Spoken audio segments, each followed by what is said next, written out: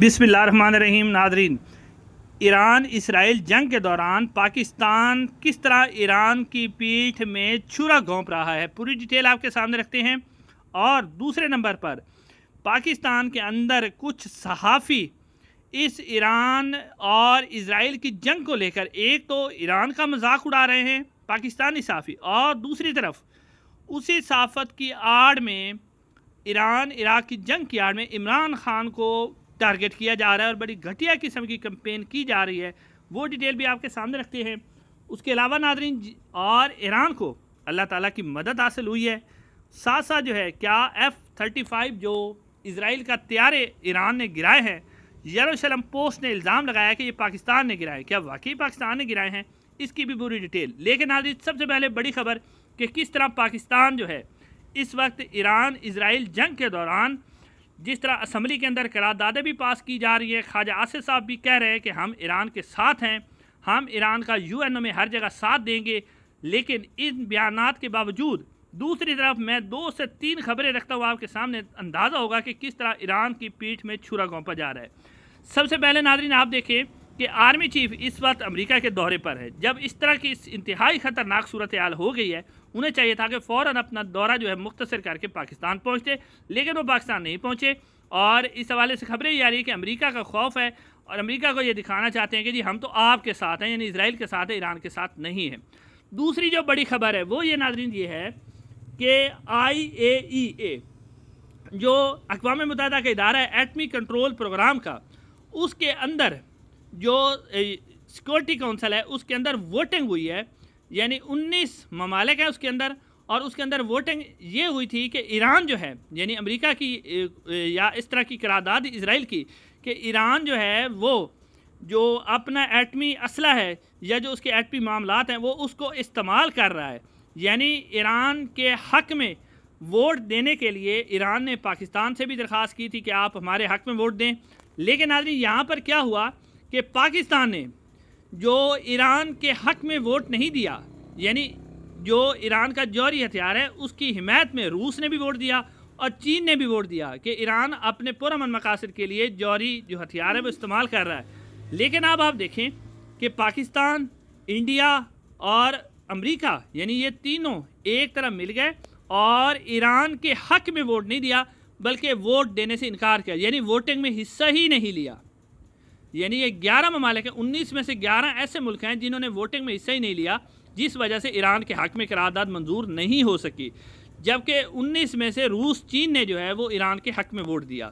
تو یہاں سے آپ اندازہ کریں کہ ایک طرف جہاں کہا جا رہا ہے کہ ہم ایران کا ساتھ دے رہے ہیں، دوسری طرف خواجہ آصف صاحب کہہ رہے ہیں کہ ہم اقوام متحدہ میں ساتھ دیں گے۔ لیکن آپ دیکھیں کہ اقوام متحدہ کے اندر جب قرارداد ایران کے حق میں آ رہی تھی تو اس کے اندر پاکستان نے انڈیا کے ساتھ مل کر اور امریکہ کے ساتھ مل کر جو ہے ووٹ نہیں دیا، اور یہاں سے اب واضح ہو گیا کہ ایران کے حق میں ووٹ امریکہ کے خوف کی وجہ سے نہیں دیا گیا۔ حالانکہ مسلمان کو صرف اللہ سے ڈرنا چاہیے، لیکن ہمارے اس وقت کے جو حکمران ہیں وہ امریکہ سے ڈرتے ہیں اور انہوں نے ووٹ نہیں دیا۔ یہ بات ہوگی۔ اب دوسری بات آپ دیکھیں کہ عمر چیمہ صاحب سینئر صحافی ہیں، وہ کچھ کہہ رہے ہیں، ان کا ایک میں ٹویٹ آپ کے سامنے رکھتا ہوں، اور وسیم بدامی صاحب نے بھی اسی طرح کی بات کی ہے۔ اس کے بعد آپ کو اندازہ ہوگا کہ اس وقت اب آپ دیکھیں کہ عمر چیمہ ہوں یا وسیم بدامی ہوں یا جتنے بھی میڈیا چینلز ہیں، وہ اسٹیبلشمنٹ کی انسٹرکشن کے بغیر کوئی بھی بیانیہ نہیں چلا سکتے، یہ تو آپ کو کنفرم ہے۔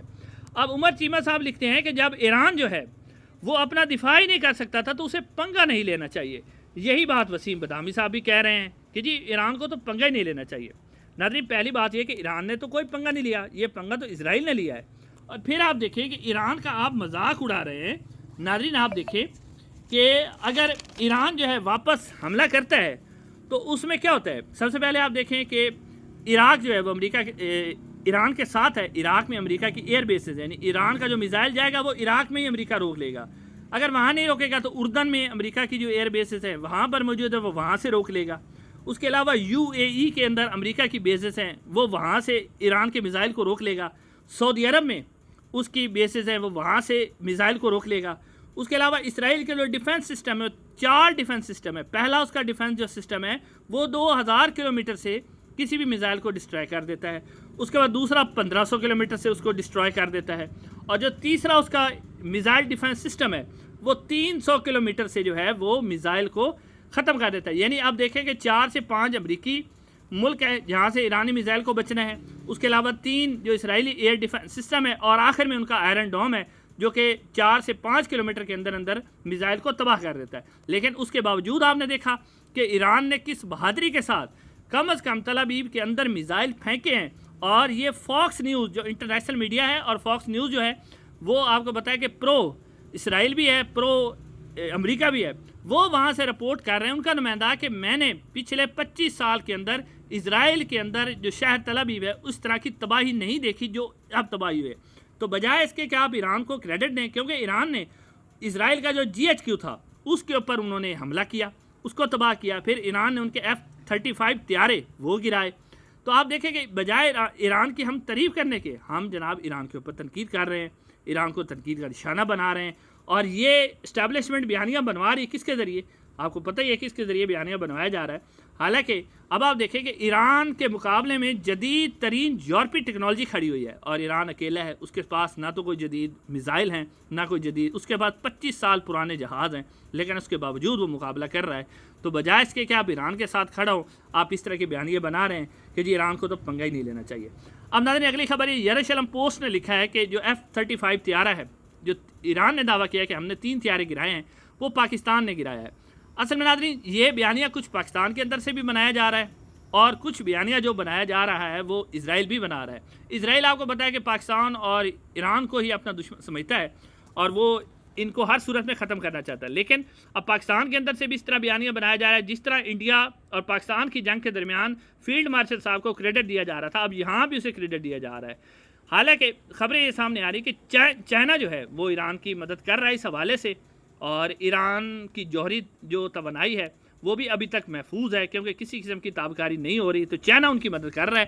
پاکستان کے اندر سے بیانیہ جو ہے کچھ صحافی بنا رہے ہیں کہ جی یہ جو ہے پاکستان ان کی مدد کر رہا ہے، صرف اور صرف جو وہ ایک پرانا سسٹم بنا ہوا ہے کہ جی فیلڈ مارشل صاحب کو ہم نے پروموٹ کرنا ہے. اس کے بعد ناظرین اگلی جو خبر ہے وہ بھی بڑی امپورٹنٹ ہے.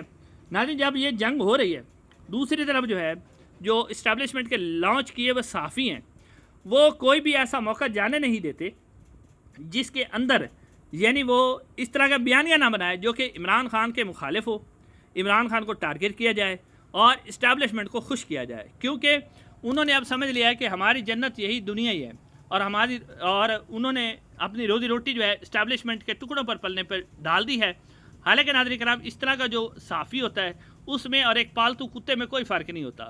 جو پالتو کتا ہوتا ہے جو روٹی ڈالتا ہے بس اسی کے وہ پاؤں چاٹتا رہتا ہے، تو یہ بھی اسی طرح کا. اب آپ دیکھیں کہ حسن ایوب صاحب راوی جو ہیں انہوں نے ایک ٹویٹ کیا ہے. جی ٹویٹ کیا لکھتے ہیں؟ وہ ٹویٹ میں لکھتے ہیں کہ عمران خان کے اکاؤنٹ سے کیا اسرائیل کے مخالف کوئی ٹویٹ ہوا ہے یا ماضی کی طرح وہ خاموش رہیں گے.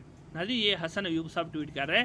ان کی ویسے دماغی حالت پر بندے کو ہنسنا چاہیے، پریشان ہونا چاہیے، اور ان کی دماغی حالت پر انہیں چھوڑ دینا چاہیے. اب حسن ایوب صاحب یہ ٹویٹ کر رہے ہیں لیکن وہ عقل کے اندھے ہیں، جان بوجھ کے بے شرم بنے ہوئے ہیں، یا وہ اپنی روزی روٹی جو ہے وہ لگائے بیٹھے ہیں کہ ہم اسٹیبلشمنٹ کے ساتھ چلیں گے تو ہماری روزی روٹی چلتی رہے گی.